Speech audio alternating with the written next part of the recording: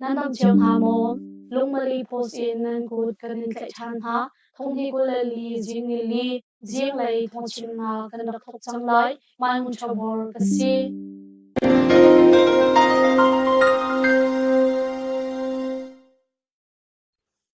Syria Pakistan balik pakhat phone Chiram Haka Kopi Shamabudmi Syria Pakistan Essential Sham Putam balik pakhat chu Shamnam he phone gom Chilan different force Akani September likum Anhan particularly September ni Haka balik pakhat ni Sham in Kalatu Essential Sham Redwana Kadulau Nipi Dokhan Pau Dokhan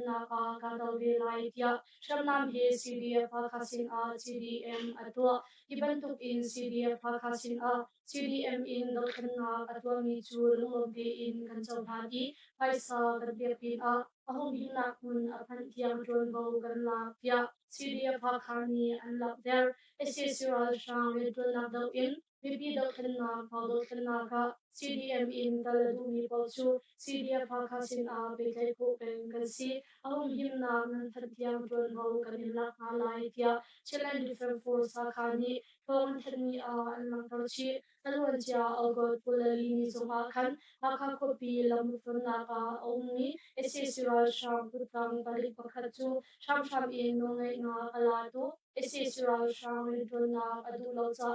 padu thna ital veding in asham nam hi siria phakasin arak ifon CDF Company Dolchumi Minong Hachu, Sham in is in Waltu Amzon Dharma, Chiram Tham Lay Counter Bank, Circle Tiny Panga Muram Lay Chimbra the Huchungal Simi, CDF Company Dolchumi Minong Hachu, Alka Budin Sham in and Lake Hagong, Circle Panga Dolchumi Ni Tongan, Circle Panga Muram Shunga Uni Kwanhaju, CDF Company Kokhat Minung Panga in, Welcome Naluti Lai Tia Sham in and Pinhago, number Pangamuram Sung Dolchung Mini Chun, September Nikata and Tan, Ogot Azampi Nadewa, Kankat Pen Mujakwa in Mino Batum, Tongekwa in Mino Batile, Kapangkwa in Mino Baruchu, Rakangal Cup A Bolsin World Cup training Kaito Dinkin, Sham in and Tekha and Galbi Dia and not there, Kankat Pen Sung Atu Bantu in. Bisapi lungtin nakalaw in, sham in ralka butar, lutrin sa pekla in bor asun, anhu shorkomi boy nakyo kechu, chimbrother buchung kal simi, CDF kampat he pekla ni pani, ron bow lagi lai tia, sarkal panga rochumi ni sun kongan kan.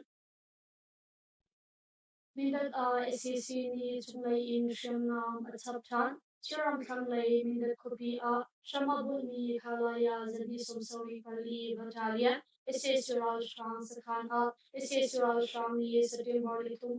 Chunglay in Shamnam ni Aidin Chapchan Dia Taisi, Wanchol Banlong Tripurna Chu Mindat Kopi Chung Aheli, Zadi Somsori Pali Battalion, SSURAL Shang Sakhan Shamnam ni Aidin Atha Wontum Hatsang Dia Mindat Pen Thonglam Nashambi HKL Mindat Ni Alakter Alwantia Overpula Rezonga SSR Shamni Whitefall Banlong in Mindat Kopi Shambun SSC Kalaya Zbi Somsori Pali Battalion Sakhan Prasut in Shamnamli Adin Paul Arakha Mindat Kopi CDF Mindat in Chimbrother Buponi Kopi La Kadokna Antok Changai Dimi Thong Achwarong SSR Shamni Junglay in Shamnam Le Edin Khazang and Sablan Mangki Asilai Dia Bolshumini and Shim Aralai ni Zabeni Angan Sang Atonglai Aralai ni September Sorry Zabeni Doding me one championship one Zalesong Viat Ikongnaka medal way Angan Sangle Nuriki Ram Fighter Asimi Shemiel Irogan and Itonglai Dia Taisi MMA fighter Angan Sanchu Kumkatling Atong Tilaw Aralai ni Memorjan in September Sorry USA Ram Colorado Rampul Denver Kopi Toding Me, One Championship, One Zale Sumruget Chemio Udogan He and Litolai Tia Taisi, Turki Ram Io in Toding Me Fighter, Chemio Udogan He Rashara, resistant chuak mi asi Risharam chung zang na chal na ko zong na chal lang mang mi asi thong hi le li kum champe shi zong darsan arakmu som thum papua asimi ala ansan chu MMAE voisom hi pathum atna ka voisom thum de nga apmu bul hei thum asung Samuel Ido Kanti MMAE voikua atna ka aboy kwan de in de nga apmu boili hi tulak in atong ko na mak in boili de nga apmu volkhat hi lai in de nga apmu be mi asi Mandalay Nandu Central Government Headquarters to Zale Pasauri Shangmanu Sha in Anka Mandalay Nandu Central Government Headquarters to Dalkan Na Shamdai Dongchi Panhani Zale Pasauri Shangmanu Sha in Anka Kaptian Pakhatal in Isesura Shang Hewetni Yaman Torkong Great Warrior for Myanmar BWM in Drongbong Witu Pakhatni Achim Pongdikola Li September Litum Jinglai Simya Lam Bali Le Victoria Great Warrior for Myanmar BWM Srinak in Shadow Mandalay Puni Mandalay Nandu Central Government Headquarters Sunga Dali Pasawi Shaman Lungsha Anga Lungsawi Su Ramkinde in Anga Po Dia Taisi Mandalay Nandu Central Government Headquarters Naga SAC Vice Senior General Sowin Jongdu Captain Pakhat Lewa Gulpatumdal in SAC Ral Sham David Yamandori Minong Kali to Aldiam Ma Apangai Sowin to helicopter in Nepido Akal Diago Chungtong Shambini Anshim Great Warrior for Myanmar BWM2 SAC Ral Sham Bara Kapsakhane SAC Ral Sham Sa Abipini Bunhapol Ahmad Kam I Go Chungsham Puhe Betapte in Gadoma Atwa Mir Shamkai Pu Ansi Ila SAC Bara Kapsakhan Boiti Changu Bara Kapsakhan Boitumle Tada U Bara Kapsakhan Boikati in Gadoma Angal Bisang SAC Ral Sham Nonge Na Ashang Bukbing Adi Dok Tiang Gadoma Angal Bilai Tia BWM Ni Antan Pugna mo in SAC no thong khazakhat le anun na kaliam SAC shang ni sham in no ngai na kala thong hi kula khat February kha in thong hi kula li august ni som thum ni khatiang member ram chung hun kip SAC shang put in hol chung mi nu thong khazakhat som thum hi anun na kaliam chang dia ram khel kong thong ta mi ha bom chan tu pu AAPP ni an than Ramkil Kong Ruangpol in Sisral Shami, Walchumi Nu Tonga Zar Somli Kwa and Kai Sangha, Zatuak in Tuakachun, Zatuakul Point Pasari and CE, Ha Tongmihi, Zatuakul Point Patum and Sitsang, Kalang Tarmi Zazinak in, and Tabdel Kaudia APP ni September Nikat and Langdar, Nunaliami Nunhahi, Sisral Shami, Shamanle, Jungle Kadona, Patuami Ruaka, Atambi Kasi Tay Hua Tha Tong Mi Ha Chu Thong In Chung Minung Pariat Palik Sakhan Minung Patile Palram Minung Pali An Si Dia APP Ni Achim Tay Atong Minu Atam Deu Chu Yanggo Ram Chan in An Si Apati Naga Mandalay Ram Chan Sagay Ram Chan Bagu Ram Chan Jaling Tari Ram Chan Le Magwe Ram Chan in An Si Sural Shang Ni Zau Changai in Palkap Zul Pung Abuar Puning Lau in Tay Shem le thanon na katwa mi pol hi tongbo mai tung tha le ram kit ni lantat na to pek ding in APP ni nol na antwa me county ba dilong aladi member rami eventual he ru antlaw Myanmar la ol chai ram pathum pe kai na ram ri golden triangle special economy zone pong me county ba member rami eventual somi to portu dilong chu September ni hisan aladi minung he ru antlaw tia la Myanmar rami ni September ni thum anshim la le kam golden triangle special economy zone in Nimaram Dachile Penglepan in Ankal Yau Tibalai Ampaka Injin Aropi Alatia Lao Nimarami Pakatni Achim Ilong Taswal Nakachun Minungkul Nakom Lao Anpungha Midang Heiruk Atami Zong Lao Trombo Maitumhale Chitazok Kantupuni Bezul in Anpungha Tia Achim Sab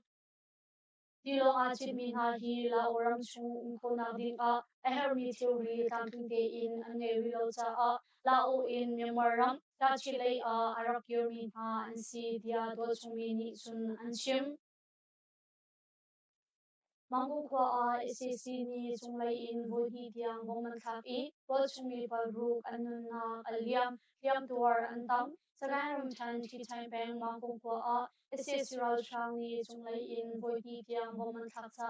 wal chungmi palruk anun na aliam I liam hator mi zong antam ngai dia Kichai Revolution TR in Drombaway tu pakhat ni achim thongti kulal li September ni khat Zalai Similam Patila Chew in Pathum Tupia Methila Kopi in Arakai ni Sisural Shang Ratumna Balong ni Mangkong Kwa Sudor Patni Hoini Tiang Baman Thak Chiti Purtu Moto Chung Ta in Poke na Kachwata Walchumi Palruk Anun na Aliam Yam Hator Mi Zong An Tia Theisi Kadam na Zeman Umlaw na in Sisural Shang ni Chunglay in Baman Thak Walchumi Palruk Anun na Aliam Yam Hator Mi Zong An min tu chu kan thei fiang khawri halo tia hi chai revolution TR chung in rombo wei tu pakhat ni chun achim chap pakhaw ku impin khwa SSC chegei drone in woman thak tangu SSC ralam chelmi anga ha panga anthi magwiram than pakhaw ku peng impin khwa SSC ral shang chegei drone in woman thak ral shang thi mi le tiampu mi anung lai ti in anzum kong shrinya mi PDF in rombo wei tu pakhat ni achim thongti ko lali September ni chun pakhaw ku peng impin khwa chegei sakhan sar in Kwal Doktor Chungmi Na Chung Puming Lo in Achol Changmi SSC Ral Shangpol Chu RC Plane Drone in Drop Bomb An Thak Hong Al Shang Lei Timi Le Liampu Mi Anung Le Umlo Tatlai Na Kantua Liao Tia Thai Si Bom Nga Tu Kan Thak Hong Anung Nak Mun Tla in An Puak Tia Lo Tan Na Shem Tai Shring Yami PDF in Rombo Wei Tu Pakhat Ni Chun Achim Chuban Tuk Shem in Thong Ti Kulali September Ni Thung Jing Lai Chimel Lam Pasha Tuka Rangu Pengkom Yodan Shikwa Ralam Sialmi SSC Ral Shampol Chu Kareral Ka KNU Komendoni Anka Na Panga Anchi Dia KNU Brigade Pati Rangu Pengkom Dokana Shamlai Pu Thongna Makshampini Achim Malaysia Myanmar ram legal in minung som thum lem ki antong Malaysia ram singlang ram kul changlang kopi umuren ton na zung pati chu Malaysia palik le lawa ka fon ni anlung ho Myanmar ram legal in ram dam mi som thum sori an tek na kong thei si September ni hi chun ram dam mi ren ton tu ha anung na changlang se zung le waya house chu Malaysia palik le lawa ka fon ni anlung ho sakhat na antua tia thei si lai tong mi hi minung som sori pali an si chu chung Malaysia ram umnak nol angai mi ha chu an tha than ha Myanmar ram mi le legal in minung som thum sori tu chu an tek ma tia thei si Alwan chia awat pulan hi zong khan Malaysia ram jongwong wei tu hani cheris le ka jang in pali an lung ho Myanmar poisa panga tal in Myanmar ram mi pulakwa an dak na